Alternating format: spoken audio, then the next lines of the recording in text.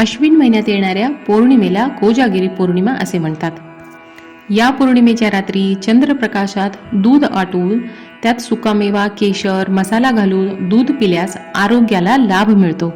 या कोजागिरी पौर्णिमेला शरद पौर्णिमा सुद्धा म्हटलं जातं. या रात्री 12 वाजेनंतर अमृत पाझरत असल्याने आटवलेले दूध चंद्रप्रकाशात ठेवून ते पिल्याने आरोग्याचा लाभ होतो असंही म्हणतात. पूर्ण वर्षभरात फक्त याच दिवशी चंद्र 16 कलांनी परिपूर्ण असल्याने या रात्री चंद्रप्रकाशात दूध ठेवले जाते. कोजागिरी पौर्णिमेला चंद्र पृथ्वीच्या अत्यंत जवळ असतो आणि त्याचा जो प्रकाश आहे त्या प्रकाश किरण जे आहे ते समस्त जीवसृष्टीकरिता लाभदायक असल्याने कितीतरी औषधींचे सेवन या रात्री केल्यास त्याचा उपयोग होत असल्याचं सांगितलं जातं. जसं की आपल्या सगळ्यांनाच माहितीच आहे की कोजागिरी पौर्णिमेच्या दिवशी माता लक्ष्मीच्या पूजनाला अत्यंत महत्त्व आहे. पौराणिक मान्यतेनुसार कोजागिरी पौर्णिमे समुद्र मंथनाच्या वेळी माता लक्ष्मी प्रकट झाल्या होत्या. त्यामुळे कोजागिरी पौर्णिमे हा सण जो आहे, हा दिवस जो आहे तो देवी लक्ष्मीचा जन्मोत्सव म्हणून साजरा केला जातो. या दिवशी रात्री जागरण करून देवी लक्ष्मीची पूजा केल्याने आयुष्य, धन, धान्याची कमतरता राहत नाही.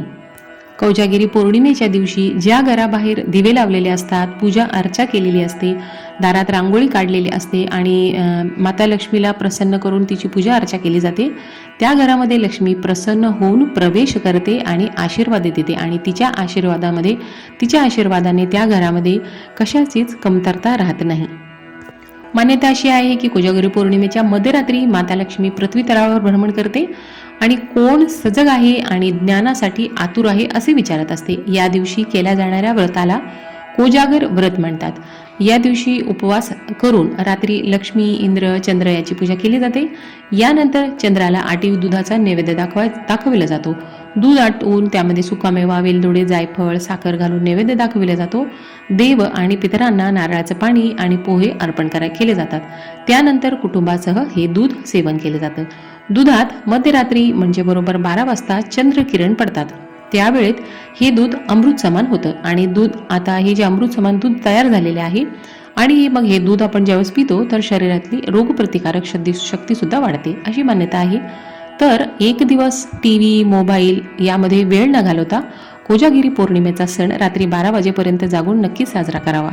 कोजागिरी पौर्णिमा नंतर बरोबर 15 दिवसांनी अमावस्येच्या दिवशी लक्ष्मी पूजन म्हणजे की ज्याला आपण अमावस्याला नरक चतुर्दशी म्हणतो तो लक्ष्मी पूजन दिवाळी सण साजरा केला जातो. या दिवसापासून म्हणजे कोजागिरी पौर्णिमेच्या दिवसापासून आकाशकंदील लावले जातात आणि दारात पणत्या लावण्यालाही सुरुवात केली जाते. आता आपण कोजागिरी पौर्णिमेच्या तिथीबद्दल जाणून घेऊया. पौर्णिमा तिथी 16 ऑक्टोबर बुधवारी रात्री 8:40 सुरू होणार आहे आणि 17 ऑक्टोबर गुरुवार रोजी संध्याकाळी 4:55 म्हणजे जवळपास संध्याकाळी 5 वाजेपर्यंत पौर्णिमा तिथी असणार आहे.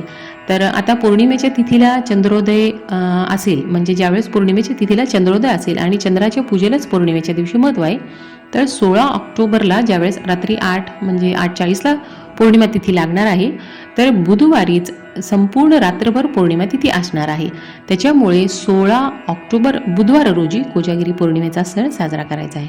17 ऑक्टोबर रोजी संध्याकाळी 5 वाजेपर्यंत ही असणार आहे. त्याच्यामुळे 16 ऑक्टोबरचा दिवस सर्वोत्तम मानला जाईल. 16 ऑक्टोबर रोजी कोजागिरी पौर्णिमेला चंद्रोदयाची वेळ जी आहे तर 16 ऑक्टोबर बुधवार रोजी चंद्रोदय संध्याकाळी 5:08 होणार आहे आणि याच्यानंतर आपण जी पूजा अर्चना करतो तर कोजागिरी पौर्णिमेची तिथी लागली तर त्याच्यानंतर आपल्याला पूजा करायची आहे. आणि आता दूध ठेवण्याची वेळेबद्दल सांगते की दूध ठेवण्याची जी वेळ आहे ती रात्री म्हणजे पौर्णिमा तिथी लागेल तर 8:40 मध्यरात्रीपर्यंत त्याच्यानंतर तुम्ही दूध जो ठेवायचा आहे तो दूध तुम्ही ठेवू शकता. कोजागिरी पौर्णिमेची पूजाविधी.